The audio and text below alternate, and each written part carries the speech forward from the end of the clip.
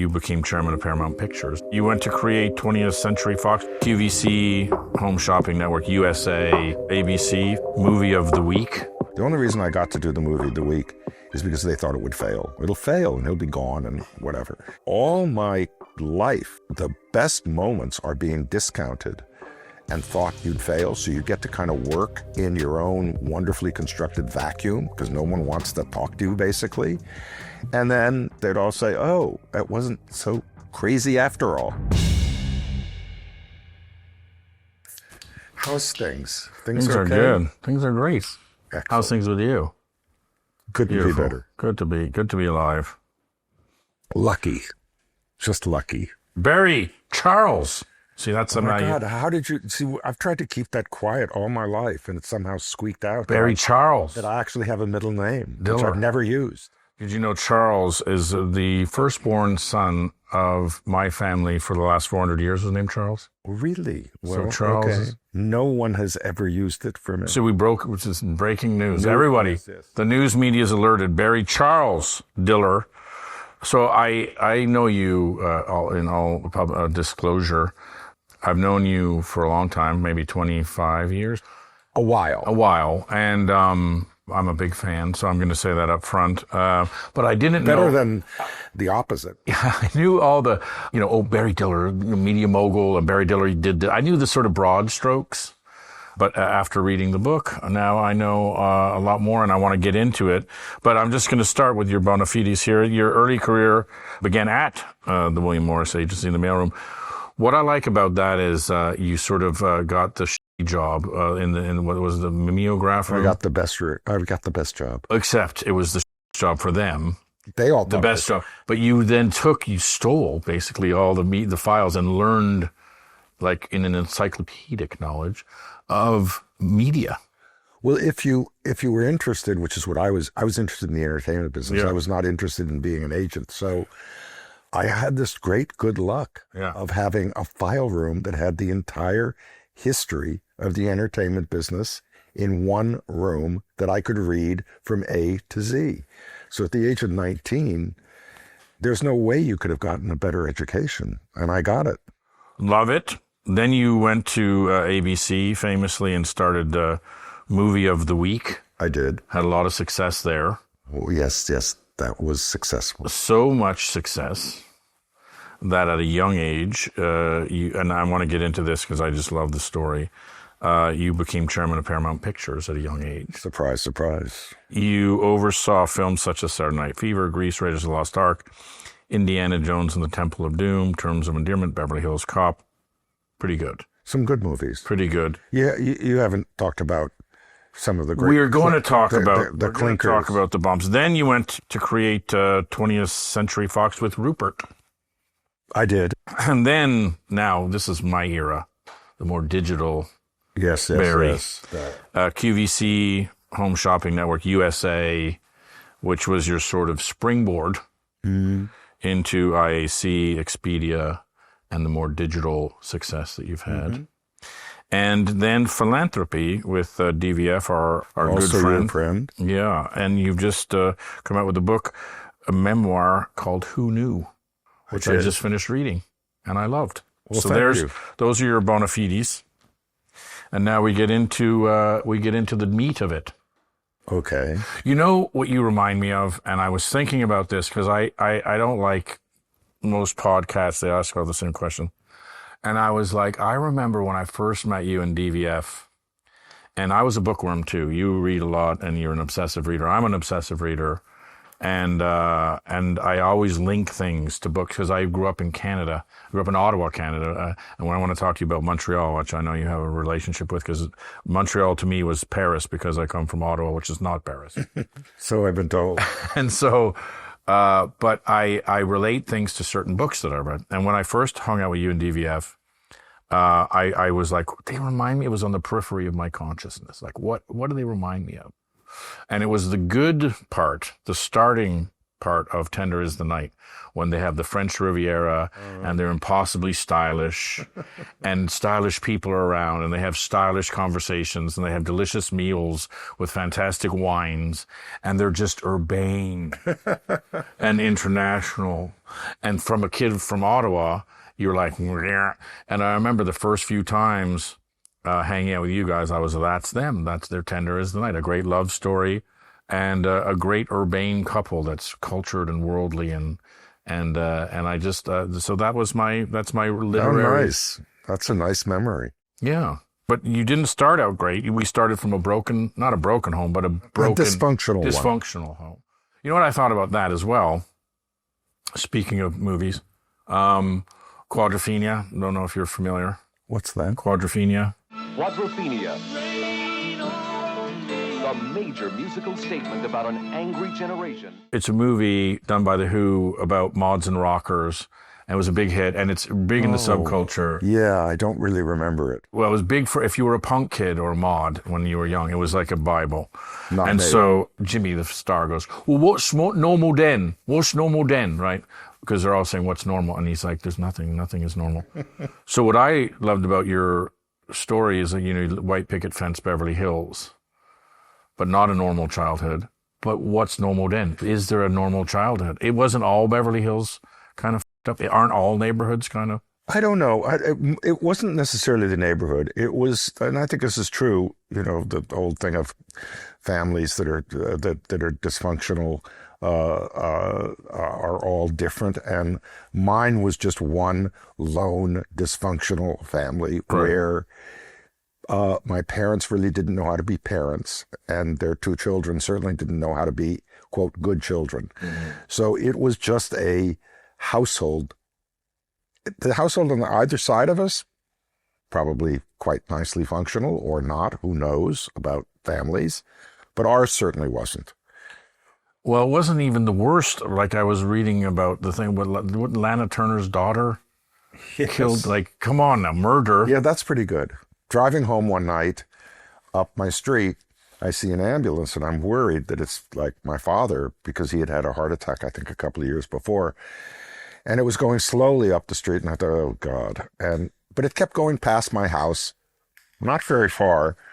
And so I just kept going. I followed it, I guess a block. And it stopped in front of Lana Turner's house. She was a big movie star of the time. And I thought, oh, good. I'm glad it's not my house. And I turned around and went back home, only to find out that the reason that ambulance was there is because her daughter, Cheryl, who I'd gone to high school with, had just murdered her lover, Lana Turner's lover. And that was, of course, a nice little Beverly Hills drama. That must have been gossip. That didn't happen every day. That must have been gossip at Beverly Hills High the next day. Oh, yeah. Yeah, we all said, Cheryl stabbed Johnny. By the way, what a great name. Johnny Stompanato. Yeah, for sure. Wasn't he sort of mob or adjacent? Yes. That's why I think he was a kind of hoodie kind of guy. Yeah. And what happened to her, the daughter? Cheryl, there is a question whether it was her to begin with and not her mother, Lana Turner. Right, she took the dive. She took the rap for it, so to speak. But they put her in I don't know, it wasn't a prison. She was 15, 16. Oh. So it wasn't like she went to jail, but she went to someplace for a year or so. That's it. That was it. For murder. Yeah. Not the most dysfunctional in Beverly Hills. No. Every fall, October hits, and it is chaos. That's where Factor helps. Chef-prepared, dietitian-approved meals ready in minutes. 97% of customers say Factor helped them live healthier and feel the difference for yourself. Eat smart at factormeals.com/Shane. 50 off, and use code Shane50 off to get 50% off. That's 50% off your first box, plus free breakfast for 1 year. That's Shane50 off at factormeals.com for 50% off your first box, plus free breakfast for 1 year. Get delicious, ready-to-eat meals delivered with Factor. Offer only valid for new Factor customers with code and qualifying auto-renewing subscription purchase. Who likes going to the doctor? Not me.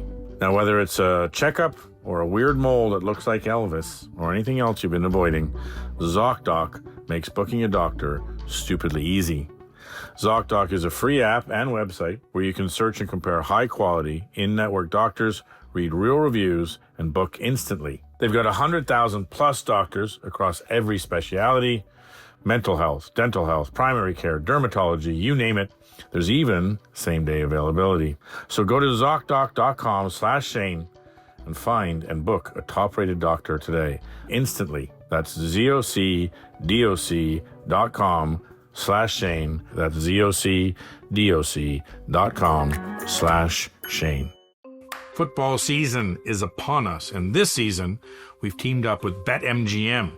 We'll be using BetMGM lines to make all of our picks, and we have special offers for our listeners every single week.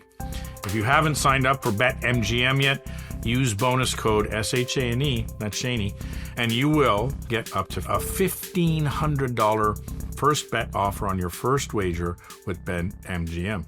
Just make sure you use bonus code Shane when you sign up. Barry Diller, you did have a nervous breakdown at 19, yes. which started an OCD period of your life. Now, I like this because it gives us insight into the Barry Diller that we know today. So I want you to tell me a little bit about that. I've got a weave that I'm going to weave this into. Good luck to you. In later days. But you had a nervous breakdown at 19. Never a calm sea did a good captain make. All of our troubles make us stronger, and this one made you stronger. So tell me a little bit about it. Well, what happened was, I mean, I don't know if it was a classic, I wasn't ever hospitalized, but I was definitely on the max dose of tranquilizers just to keep me at least above water. But I never had anxiety, ever. I've always read about kids who have anxiety, 8, 6, 8, 10, 12, 14, whatever. I was completely hibernating. I was completely out to lunch. And I hibernated until I was 19.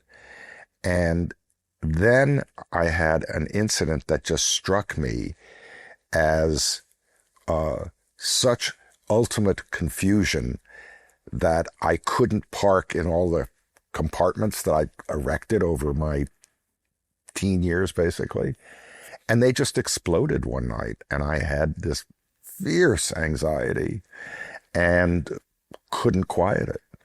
And I went to my family doctor, and he thought, okay, well, this is not serious stuff. And he gave me a shot, and he gave me another shot, and he gave me a third shot. Shots of Valium.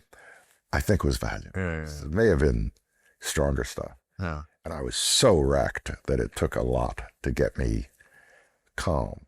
Right. And then I spent the next 3 years probably in fairly intensive psychotherapy, just to sort out all this stuff I'd been compartmentalizing and all the sexual confusion and all that noise until I could sort it out.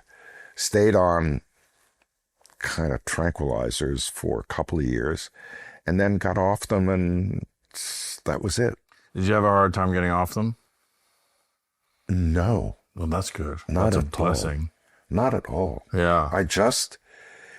What happened is that as the anxieties naturally decreased through this therapy thing, I was really saved by this wonderful doctor. And as they decreased, I think one day I just said, well, I don't really need this anymore. And I didn't. Said no withdrawal. And I'd been on max. That's amazing because, they say, heroin addicts won't even touch benzodiazepines because they're so terrible to get off of. I had a lovely doctor who saved my life, Phil Stutz, and his first advice is get off the Xanax. And when I got off the Xanax, the anxiety vanished. Isn't that incredible? And so I think, look, everyone goes through, mental issues, anxiety, depression. Nobody talks about it. This is another thing I want to talk about. You're so honest in your book, which I give you kudos for, about all of this stuff, which is hard to do. Well, the only thing I knew was that the arc of my life was a good story. And I know something about stories because I've been dealing with them for 50 years. So I knew it was a good story. And so the challenge was only, if I was going to tell this story, tell it true. Mm-hmm. And so since that was my guidepost, Mm-hmm. that's what I did. Yeah. And hard to do. people kind of say, oh, God, that must have been so difficult. Well, if what you say at the outset of a process is, I'm just going to tell the truth, it simplifies a lot of stuff. Yes. But there's a lot of things in there that you tried to keep, or, you tried to keep personal your life for a long time. And now you're saying, you know what? Here it is. Yeah. Well, Where'd that freedom come from? Well, I don't know if it was freedom as whatever. It was an imposition of telling the story. I couldn't tell it any other way. Mm-hmm. And while I'd led a private life, I'd also kind of had a kind of public life for obviously given in business and stuff. And I wasn't particularly selective about what I told and what I didn't tell. But when you're writing a story of your life, you have to be forthcoming about everything. Mm-hmm. And part of it probably was I never thought I'd publish it. So that gives you a kind of great license. Why? I don't know. I just thought, it wasn't, will I publish it or not because I'm afraid of what it will reveal. It was, will it be any good? Will it be good enough? And so I wasn't convinced it was good enough until, I worked on it off and on for almost 10 years. And I wasn't convinced it would be good enough to publish until actually the last year of working on it. Well, I loved it. And I loved it for a number of reasons. I like the old stuff because I didn't know a lot of it, and all the old names and, the legends. All these histories, and sort of intertwangling with the legends. And I put myself in your position because you were a young cat who sort of got thrown in with all these names. And I was a young cat who got thrown in with like the Tom Frestons and the Barry Dillers, and the Zaz and the Les Moonves and all these guys. And I was like in awe of everybody, but only to discover. No, I love them.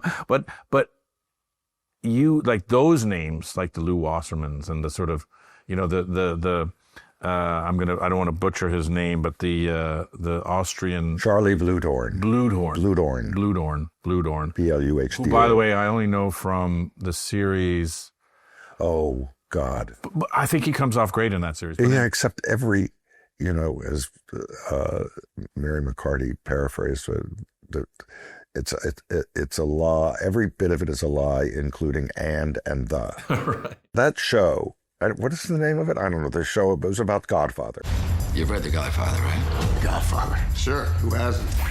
I watched one episode of it, 2/3 of it, and I thought, none of this is BS. true. I lived through this. Yeah. And then I talked to somebody else who also lived through it, and they said, yeah, they'd watched the whole thing, and they said, every part of it is BS. Made up. Yeah. I love The Godfather. I love the story. I love the series, but I love your intertwangling in there with it and all the sort of old names. And I like, you grew up in Beverly Hills, and you used to kind of take Lou Wasserman's cars and booze and things, or his kids did, but I mean, because they were always gone, and you could just go. Well, the thing is that the Wassermans, he was the head at that time of the largest, called MCA, and it was a kind of conglomerate known Universal, and at that time actually was mostly the biggest talent agency in the world, and very powerful, and he was very powerful. Yeah. And they were never home. I mean, they were home maybe. I mean, I guess they slept there sometimes, but they were out every night, or they were out of the whatever. And so that was kind of our playhouse, because it was stocked with everything, meaning it had every drink, every food, I mean, it was just a totally stocked enterprise. And they had an only daughter named Lynn, who was my friend. And we all used to hang out there. And I think he had a Bentley. She had a Thunderbird. It was an original, great, cool Thunderbird car. And a couple of other cars.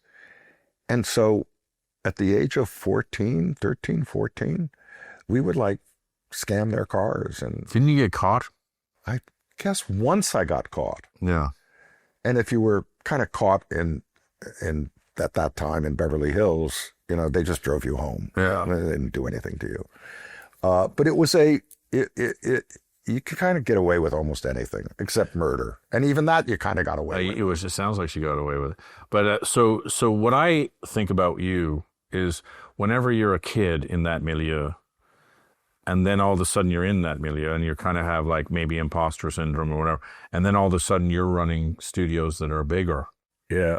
Do you ever come out of the pond and go, holy I probably still do it, which is, I'm not necessarily, I don't kind of think anymore I'm an imposter, but I'm often in places where I say, how the hell did this happen? I mean, it surprises me as much as it probably does anyone else.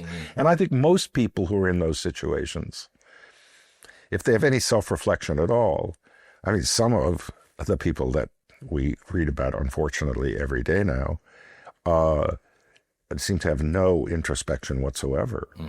But if you have any, you're kind of amazed at the luck and circumstance that actually got you into these supreme positions. Yes. So let's get onto that. ABC, you go from low end of the totem pole and you rocket, through but then you go to Paramount and you're the boss. Yeah. Tell me, and by the way, hold on. You're the boss who took the jobs or became the boss of two huge names. Bob Evans being one of them. Yeah. What the hell? How do you feel when you do that? How old were you? You were 32. 32. Yeah. Youngest ever, right? Yeah.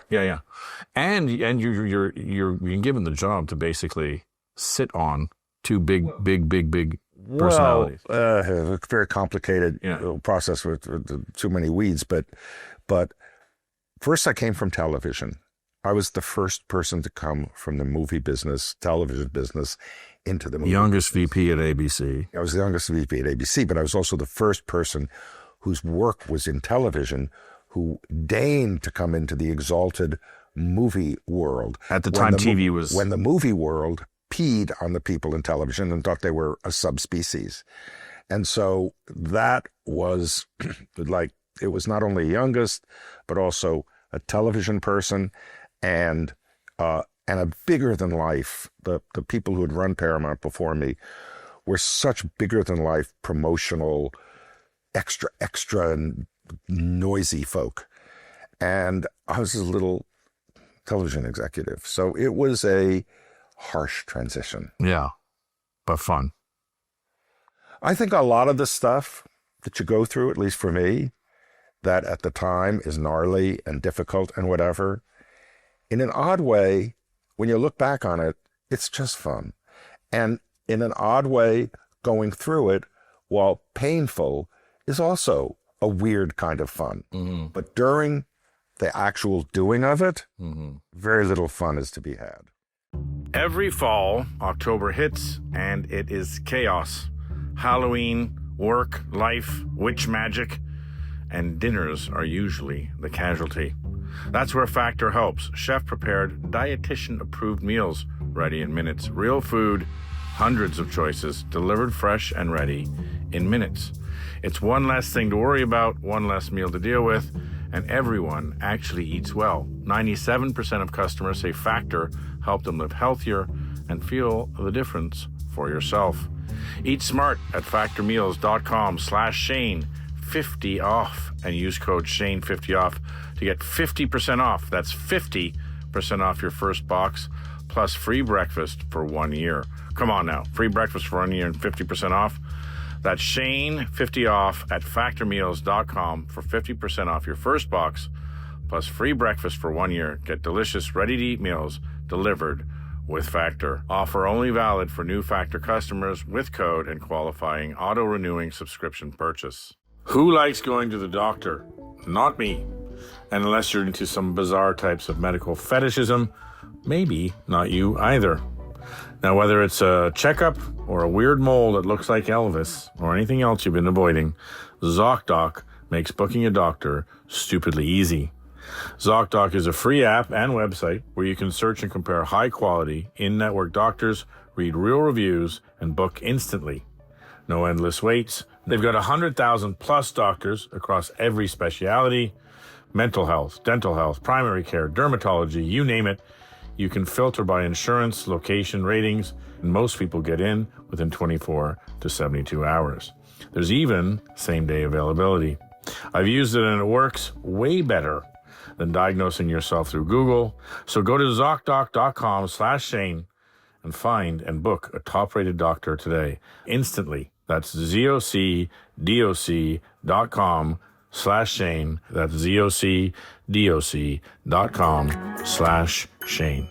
You know what's funny, and I don't know you this way, and when I read it about your upbringing, I couldn't reconcile it. So I want you to reconcile it for me. You don't come across, if you have a personal relationship with you, and I never really did business with you, so I don't know that guy. And if you look at your childhood, you would think that you would be anti-confrontation.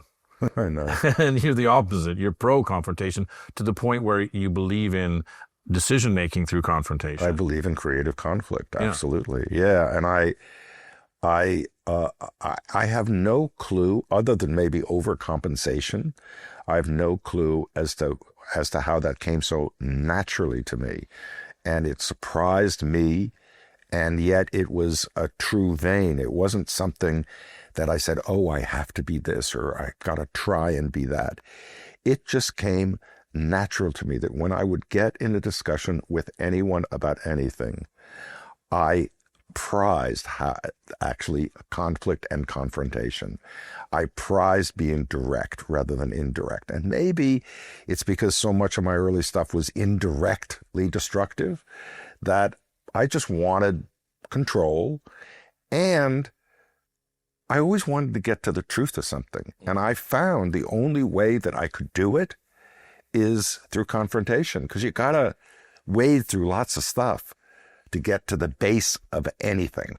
You think of that era, too, where it was a bunch of big characters and big egos making big deals, and they were, it was like, and I think somebody, and you have to tell me who, because I forget, but one of the studio heads said, you could have gotten more. You got to, if you come in, you better be ready to say, I'm going to blow up this deal for this one thing. Yeah. True. I was one of my earliest negotiating lessons, observations of someone who said to me, when I tried to get something on my side of a transaction, and he said no, and I just folded like a cheap tent, and he just gave me the great good grace of, as we were walking out of the room, he said, you take a position.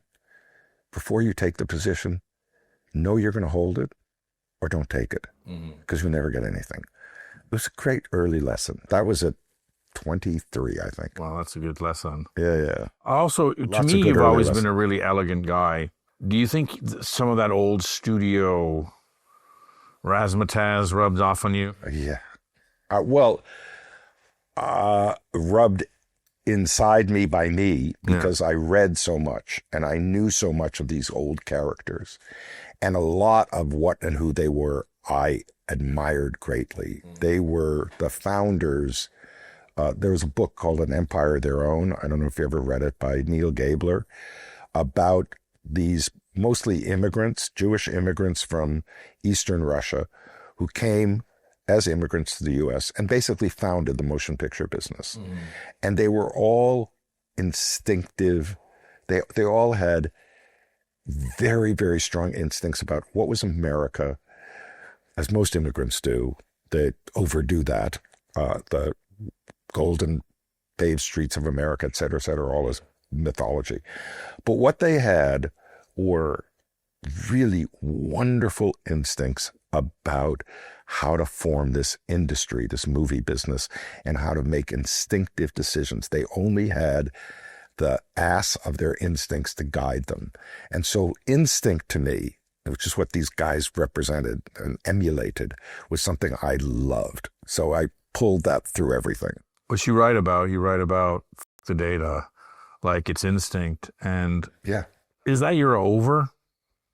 Well, I think probably, it's over in the sense that now technology, it used to be, there was this hegemony of Hollywood and these 5 major studios. Really, they were they not dictated, but they were more the cultural touchstones of this country all over the world for 70 years.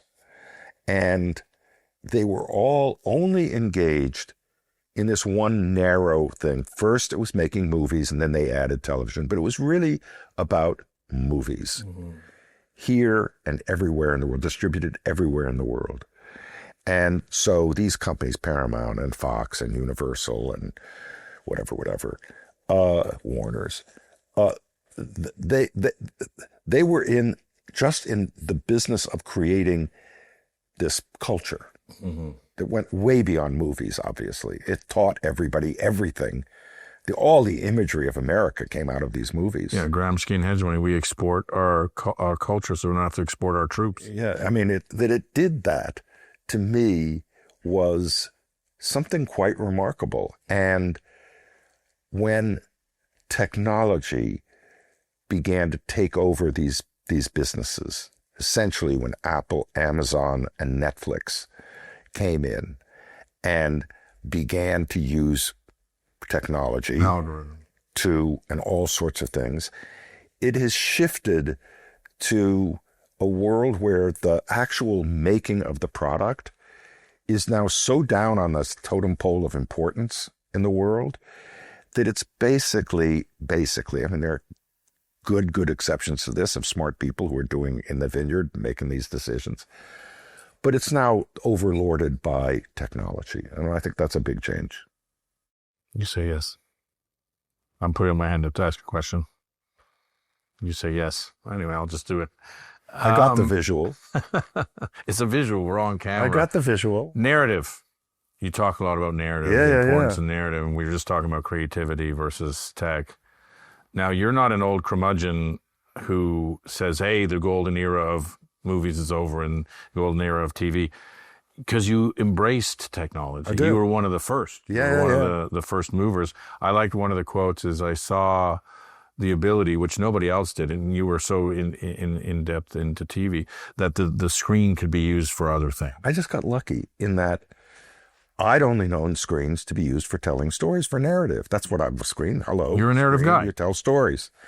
I went to QVC, the home shopping channel, and I saw a screen being interactive. Now, it was primitive, convergence of telephones and televisions and computers, but it was, oh my God, you mean it's not necessarily for passive use? This is in 92. It's interactive. I thought, that stunned me. That was an epiphany, and I don't use that word often, but I do it about that because I did see it. I didn't know, by the way, how or what. I just knew, this is an important This is a thing. And this is again in 92. So it's 3 years before normal folks start to use the internet and internet activity and e-commerce began. And so I had in my fingertips, they say, a little bit of fluency when just a couple of years later came the real deal of interactivity. And there I was, ready to play. Pure luck and circumstance. Right place, right time, right product. Yeah. Always.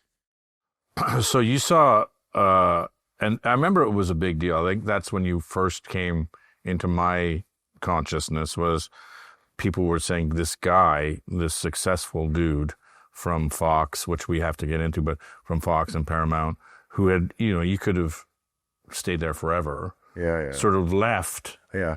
To go to home shop. Everyone thought I was insane. Well, you said TV was sort of the Calcutta or whatever you said in the book about for the movie guys, and they were pissed on or whatever. QVC, home shopping, absolutely, was the lowest of the low. Absolutely. So everyone thought you were crazy. Tell me about that. Well, I'd come from running movie companies for 20 years successfully. And so they said, he's gone to the wilds of Pennsylvania, which is where this was located, to do home shop. He's lost his frigging mind. And I love that. I liked that they all said that. Really? Why? Because I like people saying I've done something stupid, or that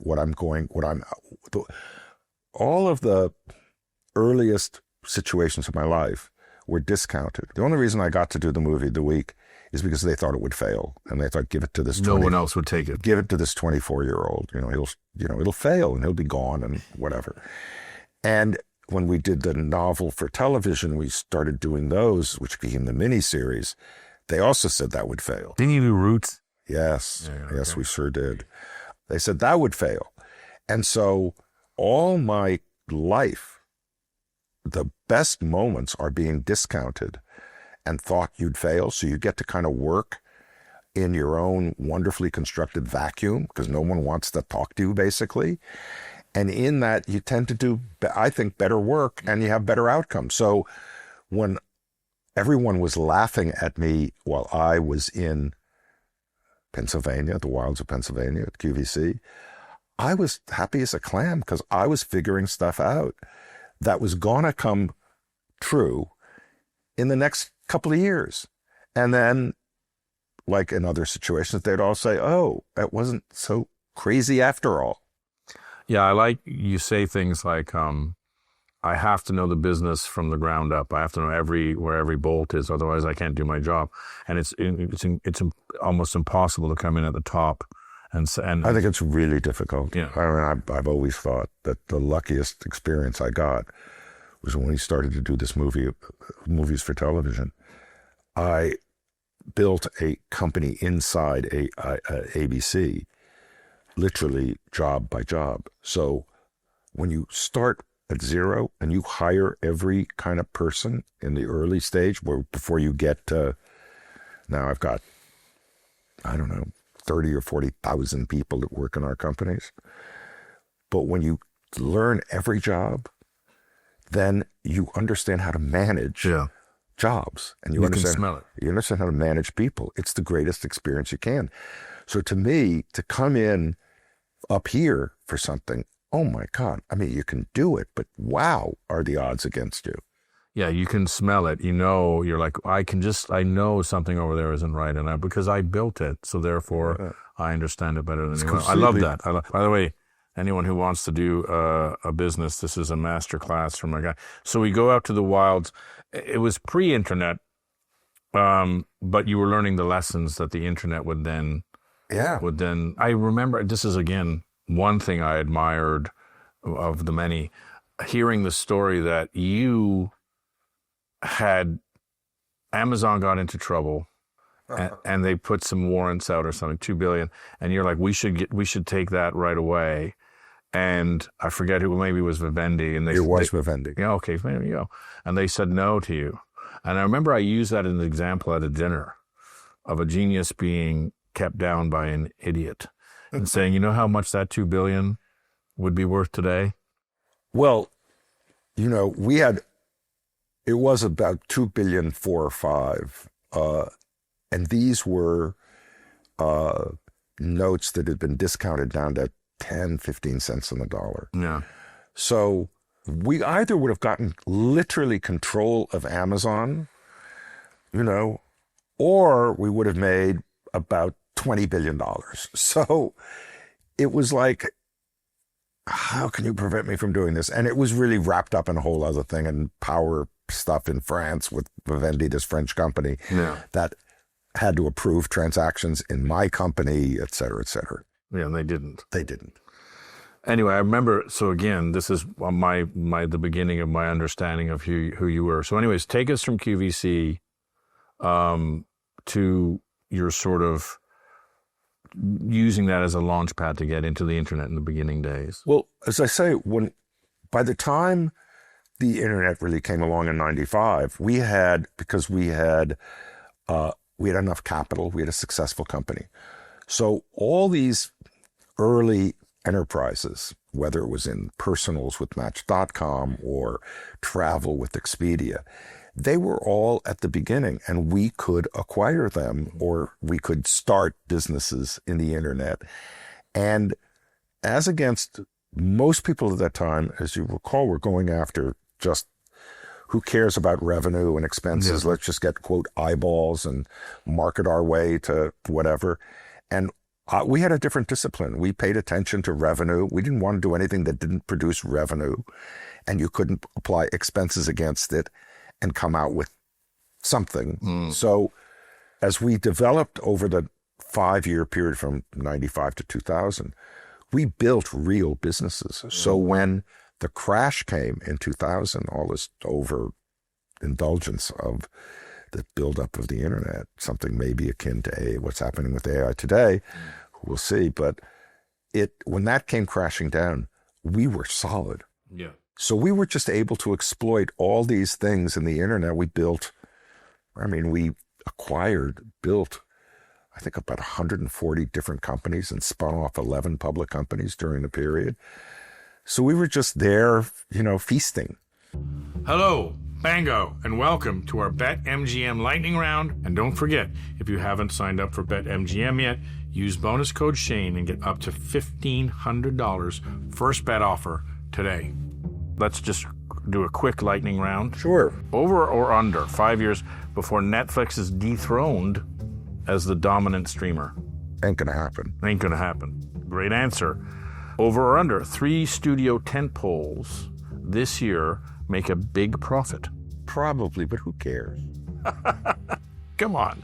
You care about movies still, no? I care about movies, but I don't, tentpole movies, I think the terrible thing that's happened in the movie business is sequels and franchises and brands remaking the same thing over and over again, spending hundreds of millions of dollars on unintelligible movies that have 7 acts and are 2 hours and 87 minutes when they should be 100. Anyway, that's enough of a rant. If you were going to go all in on one bet, you're 30 again, you don't care about money, which you talk about a lot in the book, which you didn't get into, which is huge for you, but you're 30 again, what bet do you push all your chips behind right now? What QVC do you do? Whoa. All right, I can do it. Do it. Things that will not be disintermediated. Okay. Meaning things that are not driven by artificial intelligence, driven by all sorts of things in publishing. It's very impossible to be profitable in almost any area of publishing or any area of content, really. Give me your biggest long shot. Like, is it QVC? Is it movie of the week? Your first venture, and mine, the movie of the week. I'm 24. Everyone thought it would fail.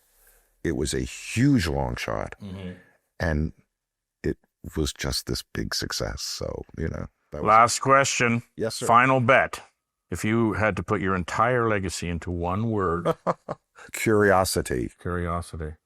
Didn't you, speaking of, I came down to New York with Vice in 1998, 99, and then we got down there. I was a punkin from Montreal. I came to New York and I was wearing like Prada asymmetrical clogs and we're just like, we're in the big city. We were there for like 6-8 months. The crash happened. Everyone went back to Canada. We just stayed. We moved to Brooklyn and said, I don't know, we'll do something down here. But I don't know if it was Expedia or hotels.com, the precursor to Expedia, but you had just put a big bet on it, and then 9/11 happened and all travel stopped. Yeah, we bought we had bought some of it. Then we bought a controlling interest in Expedia. It was like the second transaction. And that was going to close in September of that 11 years.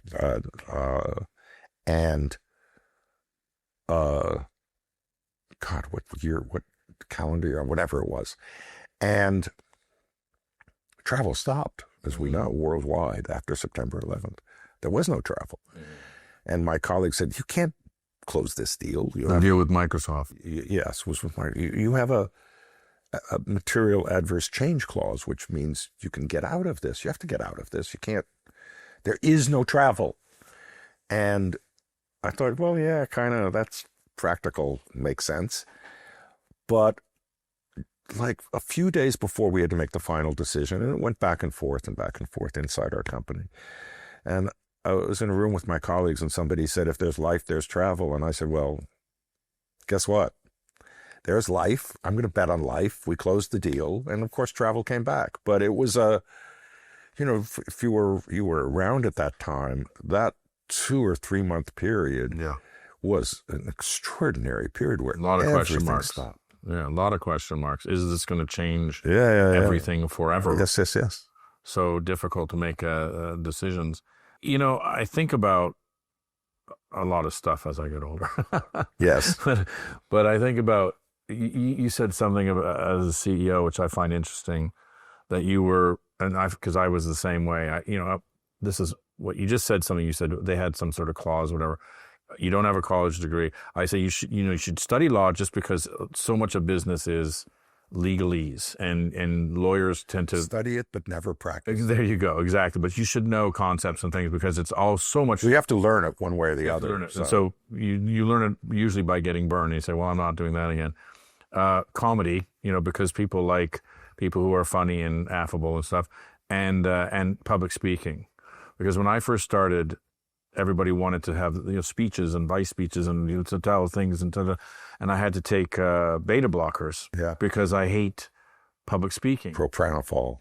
Yeah, exactly. Yeah, and you hate public speaking as well. I hated. Yeah, hated. Now you love it. You can't get enough of it. Yeah, here you are today. Look me talk. Yes, I was petrified. I mean, if you have one of those seminal, one of my earliest experiences in having to do it was, I almost literally fainted. Mm. And it really scared me that I was not in control. And that's frightening. And it took me a long while. And unlike almost everything else where you can kind of talk yourself out of it, I don't think you can talk yourself out of that fear of exposure. Mm. Of if you're whatever kind of performer you are, you've got some level of it if you've got a heart beating. The only thing that I found over the years is that very, very slowly I realized if I could just hear the sound of my voice, it would quiet anxiety. Wow. And yeah. Good work. I never got over. I remember people, the more I did it, the more people started asking me. I remember one time for Google, they said, can you introduce Google, whatever the new product was? And so I did it to like the world, and there was all these people, whatever. And I said, to my whatever chief of staff, I was like, I can never do this again. They were, he's funny and he's this and he's young and whatever. So I just stopped doing it. I was terrified of it. Anyway, I want to get now into more personal stuff that maybe affected you, maybe not. I'm going to use some things that I know about you as an unfair advantage. You love a good hotel. Yes, I do. Carlisle. Tell me about the Carlisle. I have a lot of experience. Well, I've lived actually during my 20s, 30s. Certainly, I was commuting. I was at ABC, young executive. I was commuting between New York and LA every week or two. And in LA, I lived at the Bel Air Hotel, which is the greatest. Which is a great hotel. It was yours, and now it's mine. It's the best spot. In New York, I lived at the Waldorf Towers, also a great old grand hotel. So I kind of, starting at the age of 23, so I knew that stuff. And then Dion, my wife, she lived at the Carlisle Hotel. Oh, okay. For a while, and then at one point, different branches of our family. So we had about 3 or 4 floors, and I've lived there for 30 years or so. And You still live there. I still live there. Yeah. And it's great. In LA, I live in a house, and in Connecticut, we've got a lot of houses. Yeah. But I love hotel life. Yeah. Why? I think I like the idea of being cosseted. I like the idea of a really good hotel, really well-run hotel. Favorite hotel in the world? Claridge's. Love it. Best breakfast. Love. I like the Art Deco rooms, the ones from the 20s. Right? Dion designed 5 suites at Claridge's. There you go. Those are the best. There you go. Favorite hotel in Paris? Well, we have a flat in Paris, so I don't really know hotels in Paris. Really? I don't go to Paris for hotels. For me, it's about rooms. You used to be able to go. The Crillon had Louis XV's sex apartments that they hadn't changed. They had 3 of them, and they were just rococo over the top, and you could rent them if you've greased the chef d'hotel. At the Maurice, you can stay in Dali's old, where Dali had a house, but he moved in there and never left. And so, speaking of a guy who likes a good hotel, you can actually rent his old apartment. Anyway. And you can do Chanel's at the Ritz. Yeah. I love hotels. In fact, I'm going to do a podcast just about hotels. You have to be my first guest. And I'll do it. We'll go and we'll talk about the hotels and all the old stories and love the Ducap, Cap Ferrat. I love them all. Anyway, Munich Olympics. Yes. I learned that. I did not know you were there. Tell us what happened. Oh, sad. We were making a 2-hour film called Visions of 8, which is the idea was that we would get the world's 8 great directors and they would have their take on various Olympic things during the Summer Olympics 74 in Munich.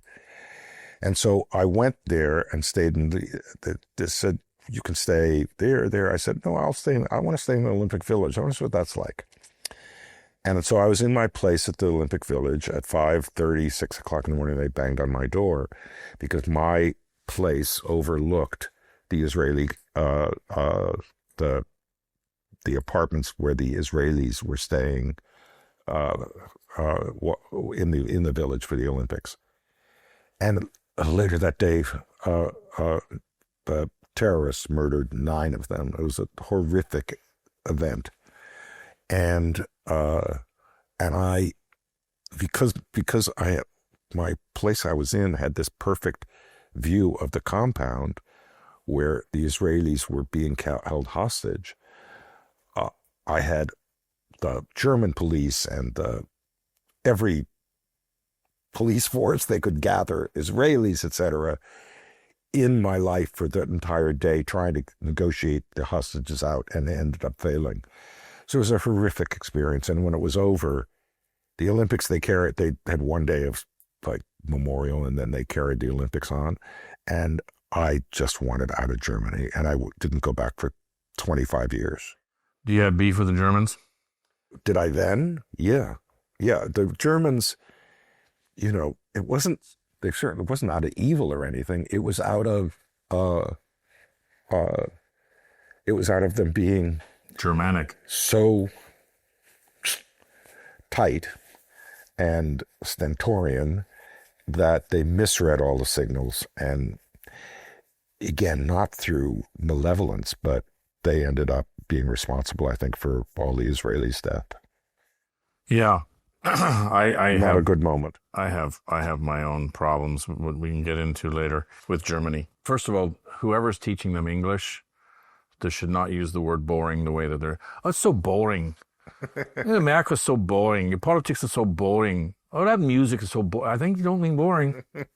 I don't think you mean boring. I like that. There's a movie called The Adjuster. You will not know it because it's a art house film from Canada, from Montreal, which I want to get into. And it's called The Adjuster. And it's about an insurance adjuster who people's houses burn down.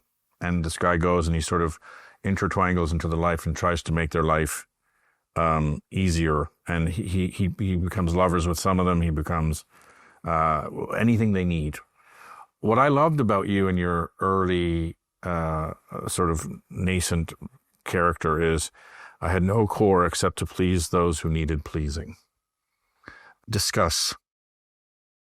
Well, it really was much of what I knew was that I didn't have a very strong sense of self. I thought I had no self. So I thought, well, I know how to please others. I figured that out early. And it's like learning a trade. That's the trade I learned. I could do that. And that's substituted for assertion of self, which I've always had trouble with. Not anymore. You become the self. You become a big character. I think, yeah, for sure. And I do know that. But knowing that and feeling it at your core are often two different things, And I think that you can overcome insecurities, you're going to overcome stuff, but I think you never really lose the center acid of it. Mm-hmm. It's interesting. The reason why I brought that up is because you become such a larger-than-life character. The kid who grew up with no character became the character. Yeah. A. B. I always feel that too. Like you're still that person inside. You might look older, you might seem different, but you're still like that person saying, "Well, of course, whatever you." I mean, and I think a lot of it is biology. My biology has been very strong. Mm-hmm. And I think that has solved a lot of problems without which I probably would have never amounted to very much. But at the end, please, no. I do know that that still at the very center is a mass of insecurities and other things that are they're still squiggling around. So let's finish with the good stuff. DVF, she is a force of nature. You've had a tremendous love story with her. I didn't know the beginning part of it till I read the book, which I found. What happened to Prince von Ver? You took her from him? They were going out at the time? No. They were married. They were married at the time. He was Princess von Furstenberg, Princess Dion. Yeah. He was Prince Aegon. Yeah. A very, very old German Austrian family, 800-year-old family or something. Right. And when I met Dion, she and Aegon were still married.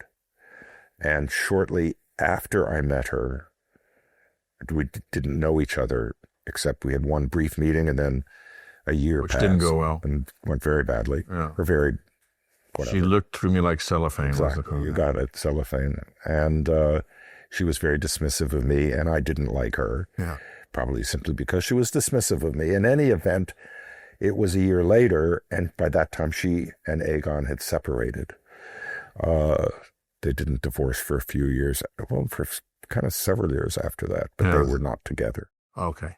But you were, because you met her, she was still married to him, and then you just started necking. I like the stories about necking. You were necking, a lot of necking. It was this kind of, it was a coup de feu, as the French say. It was like an explosion. Neither of us had, there was no like motivation. There was no preamble to it. We met again, and we had this instant complicity. And then the next time we met, we just were physically involved with each other. Did that come as a surprise? The thing is, because, the thing is that I had led a life up until then. I'm now 32 and a half or something. Yeah, when we met, where I was interested in guys, and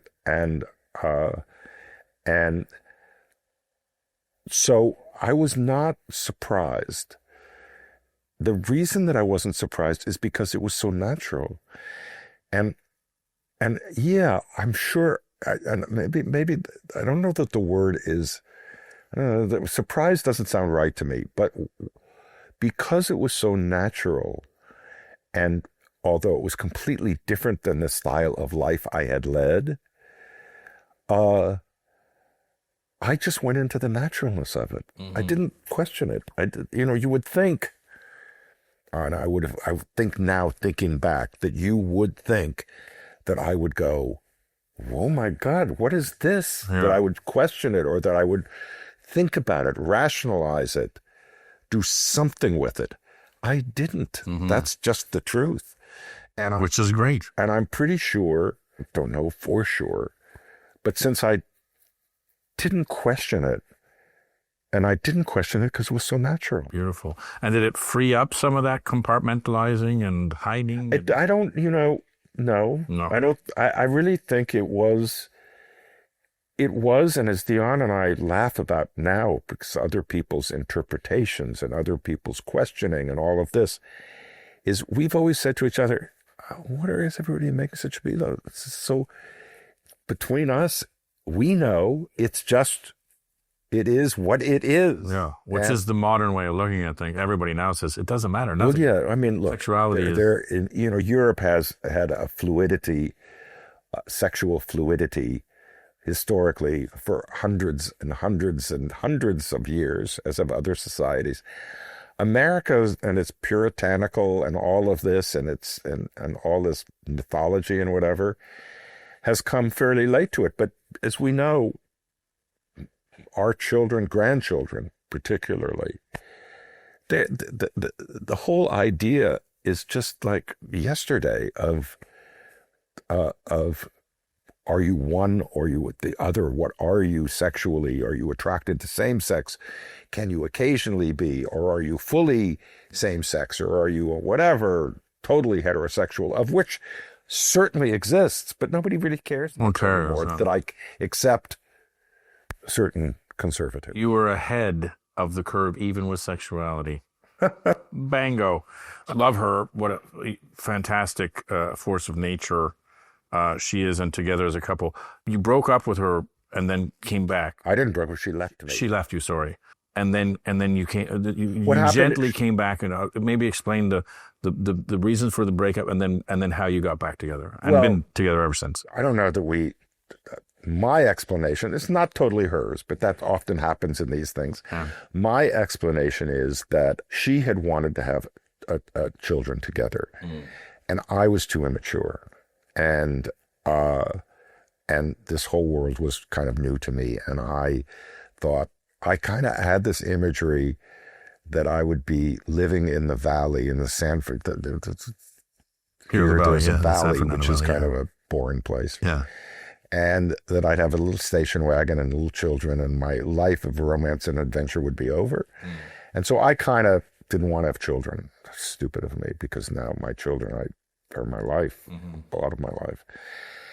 And at that point, I think Dion just lost interest in me. And I think on her side, she wanted an alternative life than the very glam life we were leading. And she wanted a more earthy and socialists. She wanted a more earthy, non-urban, city, glam. Capitalist, non-capital, yeah. Yes. Yeah. And so she left me. She basically moved to Bali and spent a good part of the next couple of years living quite nicely on a beach in Bali. So, nice. And then together. Time went on. Both kind of lived our own independent lives, though we never stayed completely out of touch, but we weren't at all together. And then about 10 years later, we kind of tacked just naturally back into each other's lives and have never left. And been together ever since. You know, you talk about the glam lifestyle of Divya. I love the story of you barfing on Yves Saint Laurent. Yes. Give us 2 seconds of the anecdote. So we were this is early in our life together, and we were in France, in the north of France, and we'd gone out to dinner at this local famous bistro, and I ordered lobster bisque. Rich.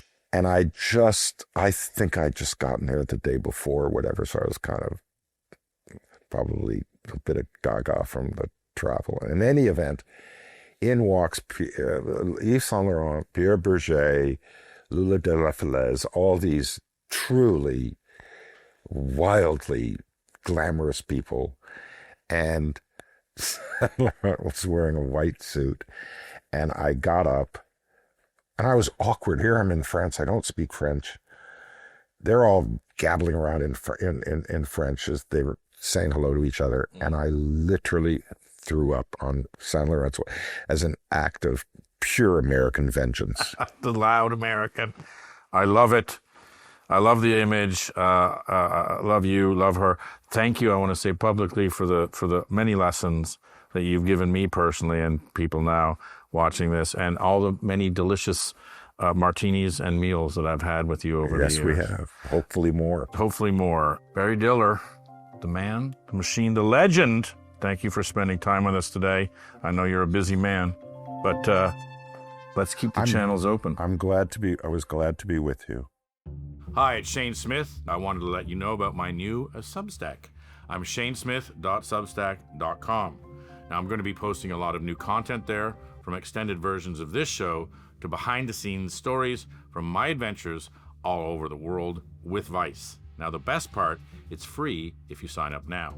So go to shanesmith.substack.com and enter your email. That's it, shanesmith.substack.com. Or click the link below, which rhymes with Bazango.